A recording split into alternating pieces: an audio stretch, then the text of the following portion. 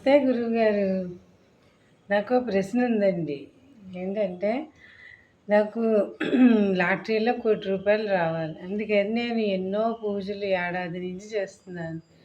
ప్రతి గుడికి వెళ్తున్నాను, తిరుగుతున్నాను, పూజలు చేస్తున్నాను, వ్రతాలు చేస్తున్నాను. కానీ నాకు ఏమీ డబ్బులు రాలేదు ఎంత చేసినా. దీనికి కారణం ఏంటి? ఏం చేస్తే డబ్బులొస్తాయో నాకు కొంచెం చెప్పండి. చాలా మంచి ప్రశ్న అడిగావమ్మా. అయితే చాలామంది రూ. 1,00,00,000 కావాలని ఇలా పూజలు, దేవుడికి నైవేద్యాలు అన్నీ చేస్తూ ఉంటారు. కానీ మరి రూ. 1,00,00,000 కావాలని కోరుకున్నప్పుడు నువ్వు లాటరీ టికెట్ కొన్నావా? అయ్యయ్యో! టికెట్ కొనాలి కదా! మర్చిపోయానండి నేను. ఇలాగే ఉంటుంది. మన ప్రయత్నాలు మనం చేయకుండా ఇప్పుడు ప్రజలు ఎలా ఉన్నారంటే అన్నీ దేవుడు ఇచ్చేయాలమ్మా.